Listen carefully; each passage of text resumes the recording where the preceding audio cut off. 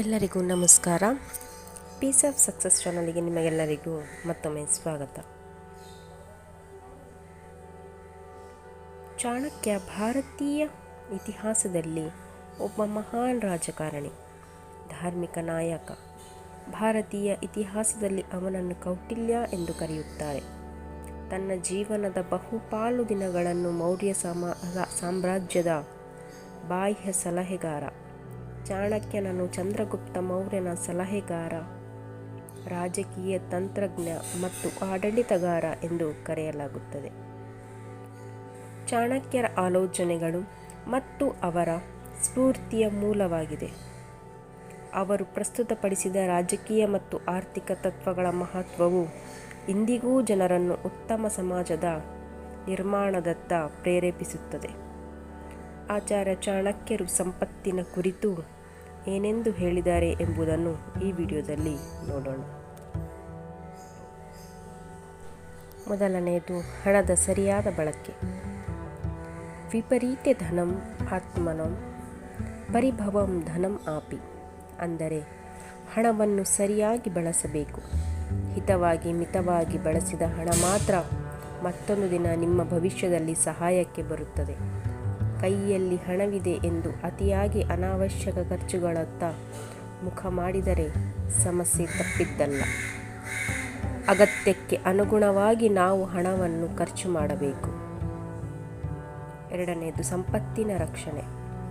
ಸಂಪತ್ತಿಂ ರಕ್ಷಿತಃ ಧರ್ಮೇಣ ಸತ್ಯನ ಪ್ರಿಯತಂ ಪ್ರಿಯಿ. ಅಂದರೆ ಸಂಪತ್ತನ್ನು ಸದಾಚಾರ ಮತ್ತು ಸತ್ಯದಿಂದ ಕಾಪಾಡಬೇಕು. ಸಂಪತ್ತನ್ನು ಧರ್ಮ ಮಾರ್ಗದಲ್ಲಿ ರಕ್ಷಣೆ ಮಾಡಬೇಕು. ಅಧರ್ಮದ ಮಾರ್ಗದಲ್ಲಿ ಕೂಡಿಟ್ಟ ಸಂಪತ್ತು ಇಂದಲ್ಲ ನಾಳೆ ನಿಮಗೆ ಸಮಸ್ಯೆಯನ್ನುಂಟು ಮಾಡುವುದು ಖಂಡಿತ. ನಿಮ್ಮ ಬಳಿ ಚಿಕ್ಕ ಪ್ರಮಾಣದ ಸಂಪತ್ತಿದ್ದರೂ ಅದನ್ನು ಜಾಗರೂಕತೆಯಿಂದ ರಕ್ಷಣೆ ಮಾಡಬೇಕು. ಇನ್ನು ಮೂರನೆಯದು ಸಂಪತ್ತಿನ ಗಳಿಕೆ.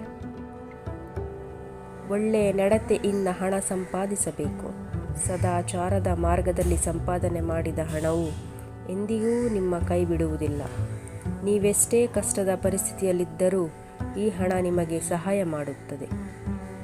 ಬೇರೆಯವರ ಹಣವನ್ನು ಮೋಸದಿಂದ ದೋಚಿ ಗಳಿಸಿದ ಸಂಪತ್ತು ಯಾವಾಗಲೂ ನಿಷ್ಪ್ರಯೋಜಕವಾಗಿರುತ್ತದೆ. ಇನ್ನು ಕೊನೆಯದಾಗಿ ಹಣದ ಬಳಕೆ. ಅಂದರೆ ಹಣವನ್ನು ಇತರರಿಗೆ ಸಹಾಯ ಮಾಡಲು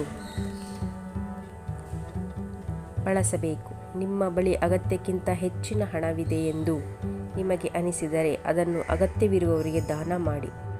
ನಿಮ್ಮಲ್ಲಿರುವ ಎಲ್ಲ ಹಣವನ್ನು ದಾನ ಮಾಡಲು ಸಾಧ್ಯವಾಗದಿದ್ದರೆ ನಿಮ್ಮ ಮನಸ್ಸಿಗೆ ಎಷ್ಟು ದಾನ ಮಾಡಬೇಕೆಂದು ಅನಿಸುತ್ತದೋ ಅಷ್ಟನ್ನಾದರೂ ದಾನ ಮಾಡಿ.